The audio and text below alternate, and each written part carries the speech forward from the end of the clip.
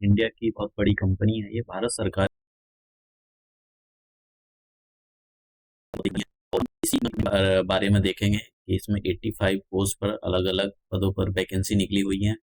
तो सबसे पहले आपको अपने ब्राउजर पर टाइप कर देना है general insurance corporation of India, और उसके बाद इनकी ऑफिशियल वेबसाइट पर आ जाना है। यहाँ पर ये जो इनकी वेबसाइट है GICRE.in, इस पर क्लिक कर देना है आपको, तो इनकी वेबसाइट ओपन हो जाएगी।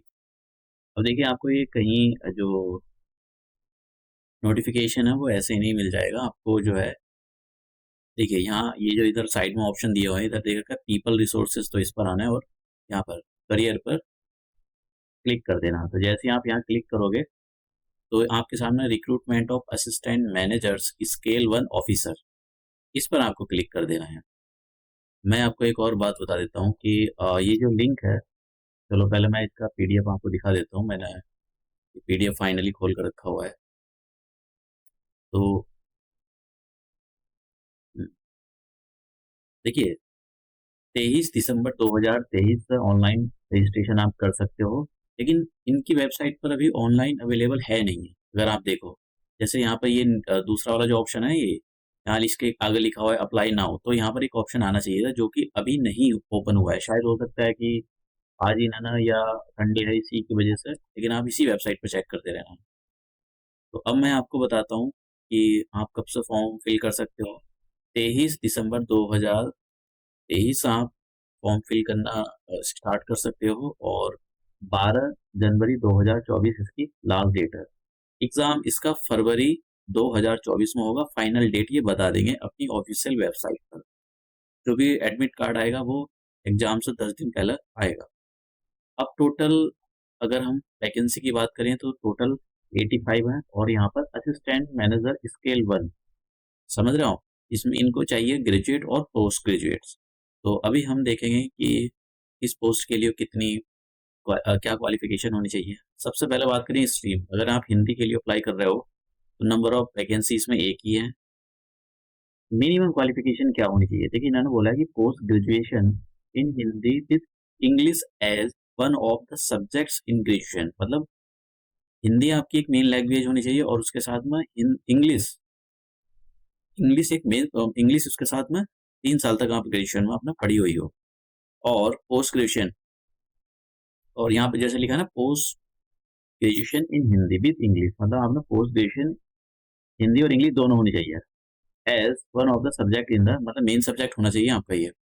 उसके बाद में या आपके पास ये नहीं है तो पोस्ट ग्रेजुएट इन इंग्लिश, आप इंग्लिश में पोस्ट ग्रेजुएट हुए हो इंग्लिश में, और हिंदी आपकी एक लैंग्वेज रही हो, ठीक है, as one of the subject in graduation, graduation में एक आप हिंदी आपकी एक लैंग्वेज रही हो, और मिनिमम आपके 60% मार्क्स होने चाहिए उसके अंदर, डिग्री के अंदर, ठीक है, in degree examination for the general general और ओबीसी वालों के लिए मिनिमम, मतलब मिनिमम 60% होने चाहिए। और अगर बात करें SC ST कैंडिडेट के लिए, उसमें 55% मार्क्स होने चाहिए। अब देखिए यहाँ पर डिजायरेबल इन्होंने बोला कि सर्टिफिकेशन इन ट्रांसलेशन वर्क, अगर आपके पास सर्टिफिकेशन है ट्रांसलेशन का तो फिर और भी अच्छी बात है, या वर्क एक्सपीरियंस इन ट्रांसलेशन, या फिर आपके पास वर्क एक्सपीरियंस है। बात करें जनरल के लिए, अगर आप जनरल के लिए अप्लाई कर रहे हो तो graduation in any any stream, देखिए with 60% marks for general and OBC, बस कोई कुछ नहीं बोला है कि इसके अंदर 60% मार्क्स बोले हैं, लेकिन डिजायरेबल आगे बोला हुआ है। मतलब ये कंपलसरी नहीं, ये फॉर्म फिल करने के लिए तो आपके पास ये होना चाहिए। अगर पोस्ट ग्रेजुएट, आप पोस्ट ग्रेजुएशन आपने कर रखा है, एमडी कर रखा है, तो और भी अच्छी बात है, सिलेक्शन के चांस हो सकता है कि बढ़ जाएं। अब बात करें स्टैटिस्टिक्स के लिए, the graduation in statistics with minimum 60% marks for general and OBC candidates and minimum 55% for SC ST। Post graduation इसमें भी मतलब डिजायरेबल है, ये तो होना ही चाहिए, आप फॉर्म फिल कर सकते हो। और ये डिजायरेबल है, जब मेरिट लिस्ट बनती है तो वो कुछ चीज़ों को इंटरव्यू वगैरह में कुछ होता है आपका मार्क्स वगैरह, इंटरव्यू भी होएगा, ग्रुप डिस्कशन भी होएगा। और आप जिस पोस्ट के लिए भी अप्लाई करते हो, आप देख लेना इसमें अलग अलग पदों पर पोस्ट निकली हुई है। अब मैं बात करता हूँ कि अगर आप आईटी के लिए अप्लाई करते हो, तो आईटी के लिए आप इन सारी चीज़ों में मतलब आपने जो ग्रेजुएशन है या बीटेक है वो किया होना चाहिए। जैसे बीई होने चाहिए, आप CSE में कंप्यूटर साइंस में, या बीई इन आईटी में होना चाहिए, या बीई इन EC में होनी चाहिए, बीई होने चाहिए ई, मतलब आपके पास 60% मार्क्स होने चाहिए, ये बोला गया इन्होंने। जो जनरल और ओबीसी वाले होते हैं, और 55% SC ST वालों के लिए। ये आपके पास ऊपर नहीं है तो आप arts, science, commerce, agriculture, management, engineering ये सब होने चाहिए। ठीक है, तो मतलब आपने ये भी किया हो, जैसे कि आर्ट्स में आपने ग्रेजुएशन कर लियो, साइंस ये भी चल जाएगा।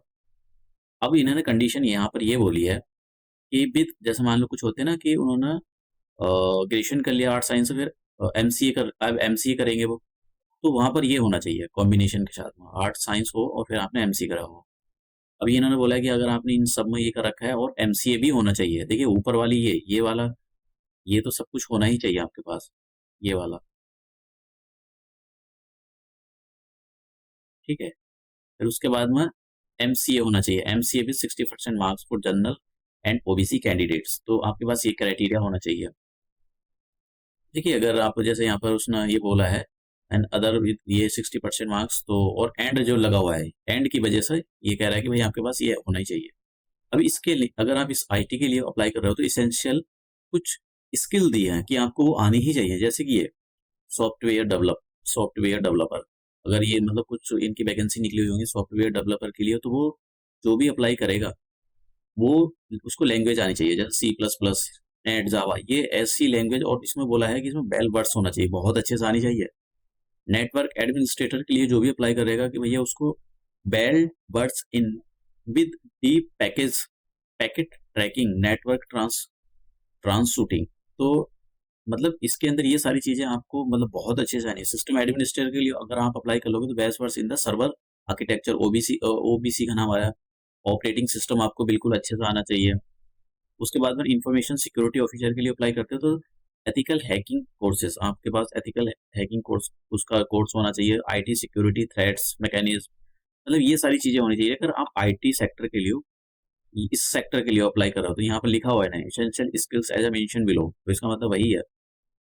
अब यहाँ पर ये अलग अलग दे रखे हैं आपको, अगर आपको मेडिकल के लिए अप्लाई करना है तो MBBS degree with minimum 60% marks for the general और ओबीसी, तो इसमें तो कोई पोस्ट ग्रेजुएशन नहीं मांगा हुआ है। तो अलग अलग पोस्टों पर निकली हुई है, टोटल 85 है, ज़्यादा वैकेंसी भी नहीं है, लेकिन सैलरी अच्छी है।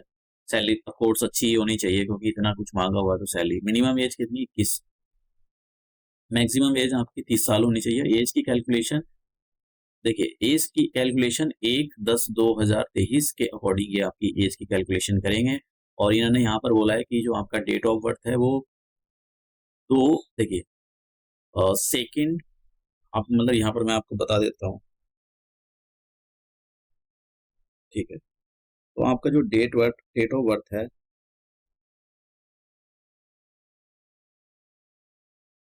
इसके बीच में मतलब इस डेट को, इससे पहले आपका डेट ऑफ बर्थ नहीं होना चाहिए और इसके बाद नहीं होना चाहिए। 1/10/2002 के बाद आपका डेट ऑफ बर्थ नहीं होना चाहिए, और 1/10/1993 के बाद आपका डेट ऑफ बर्थ नहीं होना चाहिए, इसी के बीच में होना चाहिए। अगर आप कोर्स आपकी ज़्यादा हो जाती है तो आपको एज रिलैक्सेशन दिया जाएगा जिस भी कैटेगरी में आप आते हो।